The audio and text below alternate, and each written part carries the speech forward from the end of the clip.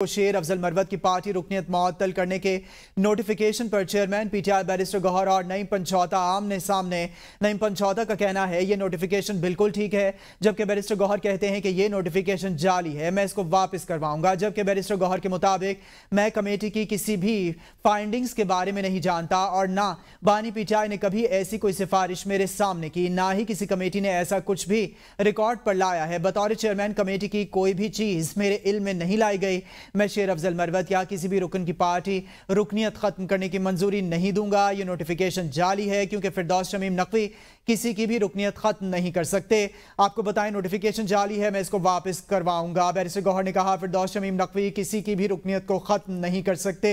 Barrister Gauhar ने कहा कि शेर अफजल मरवत की पार्टी रुकनियत मुअत्तल नहीं हुई है। बैरिस्टर गौहर और नईम पंचौता आमने सामने। शेर अफजल मरवत की पार्टी रुकनियत मुअत्तली का नोटिफिकेशन ठीक है, नईम पंचौता ने यह कहा।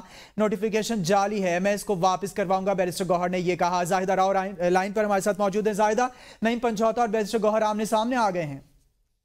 जी बिल्कुल नहीं, पंजौता के मुताबिक जो नोटिफिकेशन बिल्कुल ठीक है और पार्टी ने रुकनीत मुस्तरद कर दी है और ये मुतालबा किया है कि इस्तीफा दे। लेकिन बैरिस्टर गौहर कह रहे हैं कि जो नोटिफिकेशन ये जाली है, ऐसी कोई बात नहीं। खान साहब ने ना कभी इनकी रुकनीत मुअत्तल करने का, बल्कि बानी पीटी से मैं मुलाकात करूंगा, मरवत की मुलाकात कराऊंगा, तमाम गलत फहमियां दूर करूंगा, नोटिफिकेशन वापस कराऊंगा। लेकिन जो पार्टी में कन्फ्यूजन है कि नोटिफिकेशन जाली है या असली है, लेकिन असल जो क्यादत है वो इससे आगाह नहीं है कि शमीम नकवी जो है इस तरह किसी का नोटिफिकेशन नहीं जारी कर सकते, ना ही किसी की रुकनीत मुअत्तल कर सकते हैं। मुझे खुद भी नहीं पता, अगर कोई ऐसी बात होती बतौर चेयरमैन पीटी मुझे इन बातों का इल्म होता, लेकिन ऐसी किसी बात का कोई इल्म नहीं है मुझे। ऐसी किसी बात का इल्म नहीं है। शमीम नकवी किसी का ऐसा नोटिफिकेशन जारी नहीं कर सकते, बैरिस्टर गौहर की जानिब से कहा गया। जाहिदा राव आप अपडेट कर रही थी, आपका शुक्रिया।